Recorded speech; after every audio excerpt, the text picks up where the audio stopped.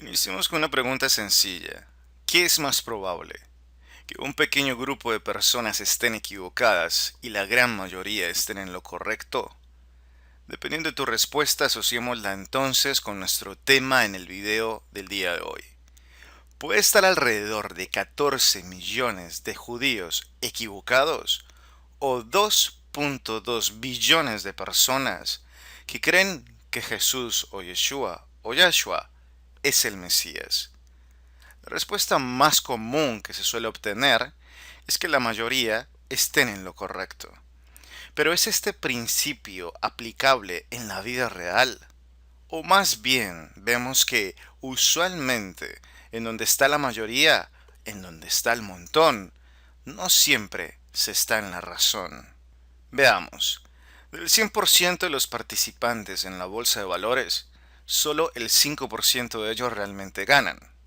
Y si vemos de toda la población de Estados Unidos, solamente el 12% son emprendedores independientes. Nuevamente vemos como la minoría que trasciende sobre la mayoría es la que termina siendo líder. Como vemos, si nuestra razón es por la cantidad, parece no ser siempre una buena excusa. Pero bueno, entremos en materia y respondamos. ¿Por qué los judíos, que realmente conocen el Nuevo Testamento, no aceptan este libro como una inspiración divina? Siempre sabíamos de lo que en el Nuevo Testamento decía a través de las películas de la Semana Santa, a través de un púlpito o de lo que nuestros padres nos llegaron a comentar al respecto. Pero si analizáramos en detalle las historias, los eventos, su desarrollo y proceso, vendríamos a darnos cuenta de grandes detalles que marcarían un punto de referencia para un cambio abismal en la vida de cada uno de nosotros. Como ya es de conocimiento público, todos sabemos de que el orden de llegada a los evangelios no es exactamente como el que fue canonizado, ya que históricamente comprobado, sabemos de que el primer evangelio en llegar fue Marcos y el último, casi 45 años después de Marcos, fue el evangelio de Juan. También se ha derrumbado el mito de que todo esto fue escrito en hebreo. De hebreo solo tenemos fragmentos muy pequeños. Realmente el desarrollo de todos estos libros y los escritos originales que realmente se tienen han sido escritos en griego. Para efectos de estudio de este video utilizaremos una de las versiones más antiguas conocida como el Codex Sinaiticus. En ella podremos ver ciertos contrastes en donde podremos tener una evidencia más clara del desarrollo, de los ajustes, de los cambios que se ha enfrentado el Nuevo Testamento durante la historia. Iniciemos entonces con un ejemplo bastante simple. Si Marcos fue el primer evangelio en arribar, vamos a ver qué decía entonces Marcos en su versión más original y así podremos establecer cuáles son esos ajustes que nos han presentado nuevos dogmas, nuevos principios o conceptos de cada evangelio. Por ejemplo, en Marcos capítulo 1, versículo 1, dice, el principio del evangelio de Jesucristo. Hasta ahí llega la versión original de Marcos. Pero en nuestras actuales versiones tenemos la otra adhesión. No termina diciendo el principio del Evangelio de Jesucristo, sino que termina diciendo también Hijo de Dios. Esta manipulación para algunos puede ser infantil, para otros puede ser bastante seria, ya que si vemos una manipulación como esta, al parecer tan simple, ¿qué podemos esperar entonces de todas las otras adhesiones que se han realizado?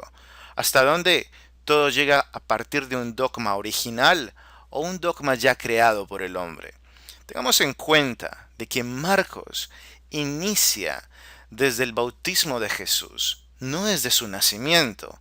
Para Marcos, siendo el primer evangelio, Jesús nació normal, común y corriente. No hubo nada de dramático ni de milagroso en su nacer, en su nacimiento. Pero ahora vemos cómo se le agrega la parte del Hijo de Dios. Continuemos con nuestra serie de ejemplos del Nuevo Testamento para poder respondernos a esa pregunta inicial: ¿por qué los judíos no creen en el Nuevo Testamento como una inspiración divina? Veamos ahorita qué fue lo que ocurrió una vez nació Jesús o Yahshua. En el caso de Mateo, vemos de que un ángel se le aparece a José y le dice, mira, bueno, va a haber la muerte de los niños, debes de huir a Egipto.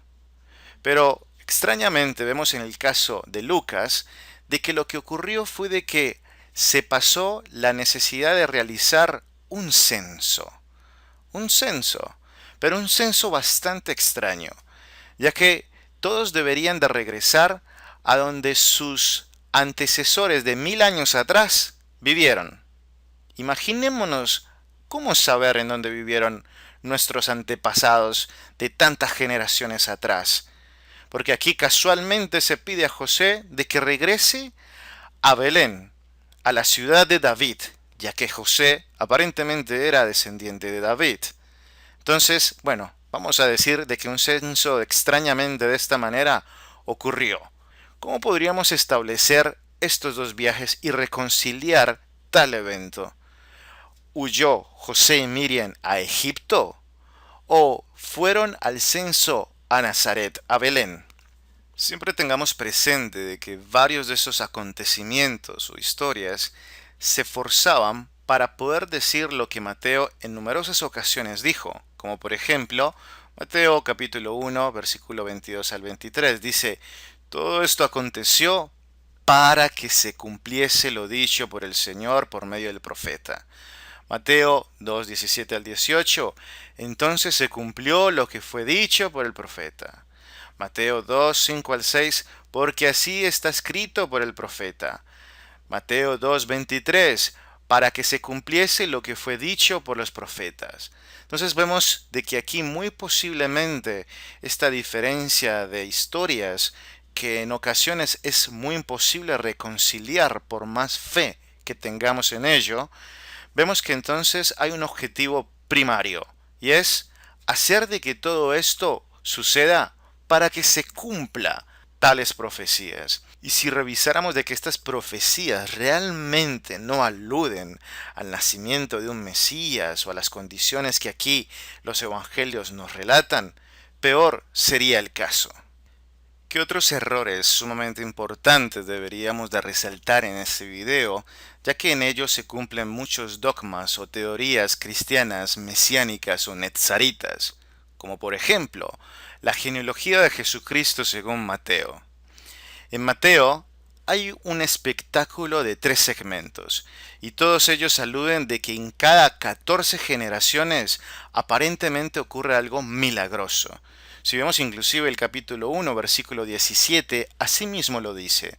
De manera que todas las generaciones desde Abraham hasta David son 14. Desde David hasta la deportación a Babilonia, 14. Y desde la deportación a Babilonia hasta Cristo, Yeshua o Yahshua, son 14. Hay algo mágico en este número 14. Y más si los que conocen gematría lo analizan mucho mejor, mirarán el nombre de David y demás. Pero entonces vamos a ver si realmente esto fue así. Si analizamos el mismo texto presentado en esta genealogía por Mateo, contemos nosotros mismos. ¿Realmente hay 14 generaciones como él mismo lo relata? Si analizamos y contamos a partir de Abraham, en el primer segmento sí vemos 14. En el segundo segmento también vemos 14. Es totalmente cierto. Pero cuando ya dice de Babilonia hasta Cristo, no hay 14 si se ponen a contar una por una. Hay 13 generaciones. Aquí ya vemos un error muy importante. Faltó una generación. Podríamos decir, bueno, se le pasó. Un error lo comete cualquiera. Ok, digamos de que aquí se le pasó una generación y podríamos decir, bueno, nadie es perfecto, esto lo escribió un ser humano. Pero veamos también el punto 2, acá en este segmento donde hay 14 generaciones. Tengamos en cuenta que para este momento ya existía la Torá, el Antiguo Testamento en hebreo, y la traducción al griego conocido como la Septuaginta.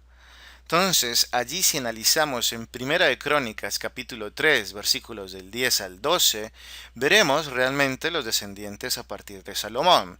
Vemos que de ahí vino Roboam, está perfecto. De allí Abías, ok, está aquí también, perfecto. Asa, está bien. Josafat, está bien. Pero de allí vemos que a partir de Usías, que vendría a ser este mismo, no pusieron a Joás, no pusieron a Amasías, y no pusieron a Azarías, sino que saltó de inmediato desde Usías, que vendría a ser el mismo Casías, salta directamente hasta Jotam. Sencillamente se come 3 generaciones. ¿Por qué? Sencillamente para poder demostrar ese número perfecto de 14, 14, 14. Pues es sencillo, saco 3 generaciones simplemente porque sí, para hacer valer mi punto. Entonces, en esta genealogía vemos 2 errores. Uno, faltando una generación, que podríamos decir fue un error normal, pero ya en esta parte donde aparentemente no había ningún error, vemos de que borrar 3 generaciones simplemente por hacer un punto respecto a esta idea de 14, 14, 14, ya es algo forzoso. Continuamos con unos cuantos ejemplos más sobre el Nuevo Testamento para poder así entender una de las razones del por qué el judío no lo considera como una inspiración divina. Si vemos por ejemplo Mateo capítulo 23 del versículo 30 al 37, vamos a leer algo de ello. Vamos a ver desde el 32. Dice, vosotros también llenad la medida a vuestros padres, serpientes, generación de víboras, ¿cómo escaparéis de la condenación del infierno? Por tanto, he aquí yo os envío profetas y sabios y escribas, y de ellos a unos mataréis y crucificaréis, y a otros azotaréis en vuestras sinagogas, y perseguiréis de ciudad en ciudad. Bueno, vemos ciertamente algo de antisemitismo, algo de difamaciones contra el judío. Y aquí vemos ya en el 35, versículo 35, dice, para que venga sobre vosotros toda la sangre justa que se ha derramado sobre la tierra, desde la sangre de Abel el justo hasta la sangre de Zacarías, hijo de Berequías, a quien matasteis entre el templo y el altar. Aquí, como apreciamos claramente, se le quiere adjudicar al pueblo de Israel hasta la muerte de Abel por medio de Caín, cuando ni siquiera se había formado el pueblo de Israel por medio de Abraham. Pero bueno, ya sabemos de que inspiración divina dudaríamos de que esto fuera. Vemos también de que aquí se menciona la muerte de Zacarías, hijo de Berequías, entre el templo y el altar, cuando vemos que en Crónicas, segundo libro de Crónicas, capítulo 24, versos del 20 al 25, podemos ver con claridad cuál fue ese Zacarías que murió en el medio del templo. Si analizamos, el nombre es Zacarías, hijo de Joiada, no de Berequías. Ese fue el que murió en medio de piedras en el patio de la casa de Dios. Entonces aquí apreciamos un leve error o fuerte error respecto a esta historia, y más aún con la asignación de una muerte a la que ni siquiera el pueblo de Israel todavía había ni surgido. Para aquellos que conocen las escrituras, especialmente la parte de los profetas, sabemos de que nunca estos se refirieron al pueblo con palabras tales como verdad digo que no miento, esto fue lo que dijo Dios, o en verdad no os miento de que esta fue la profecía dada por Dios. Hasta donde tengo memoria y hasta donde tengo conocimiento, no vemos esta situación representada en ninguno de los profetas del Antiguo Testamento. Pero sin embargo, vemos esto bien marcado en el apóstol Pablo, o mejor conocido entre los mesiánicos y netzaritas como Rav Shaul. Vamos a ver varios ejemplos de ello. Veamos Romanos, capítulo 9, versículo 1. Verdad digo en Cristo, no miento, y mi conciencia da testimonio en el Espíritu. Gálatas 1:20. He aquí delante de Dios que no miento. Primera de Timoteo capítulo 2 versículo 7. Digo la verdad en Cristo, no miento. y maestro de los gentiles en la fe y verdad. Segunda de Corintios capítulo 11 versículo 31. El Dios y el Padre de nuestro Señor, quien es bendito por los siglos, sabe que no miento. ¿Y a qué se debe tanta inseguridad de Pablo? Quizás muchos hablaban en su nombre, o simplemente tenía muy mala fama dentro de su propio ambiente. Las razones no las sabemos, pero de que había una necesidad de que se creyera de que él dijera la verdad es evidente. Y si a eso le sumamos de que su mentalidad era la siguiente, como vemos en la primera carta de Corintios, capítulo 9, versículos del 19 al 22, dice: por lo cual, siendo libre de todos, me he hecho siervo de todos, para ganar a mayor número. Me he hecho a los judíos como judío, para ganar a los judíos, a los que están sujetos a la ley, aunque yo no esté sujeto a la ley, como sujeto a la ley, para ganar a los que están sujetos a la ley. Versículo 21. A los que están sin ley, como si yo estuviera sin ley, no estando yo sin ley de Dios, sino bajo la ley de Cristo Yeshua, para ganar a los que están sin ley. Me he hecho débil a los débiles, para ganar a los débiles. A todos me he hecho de todo, para que de todos modos salve a algunos. ¿Es esta la mentalidad de Pablo? ¿Es esta la mentalidad de cualquier político? Podríamos decir de que Pablo era un político religioso, que no le importaba cambiar su cultura, sus costumbres, con tal de ganar las almas que fuesen necesarias. ¿Es esta realmente la forma en que aparentemente Jesús, o lo que dijeron que él dijo, era lo más viable para acercarse al Dios de Israel?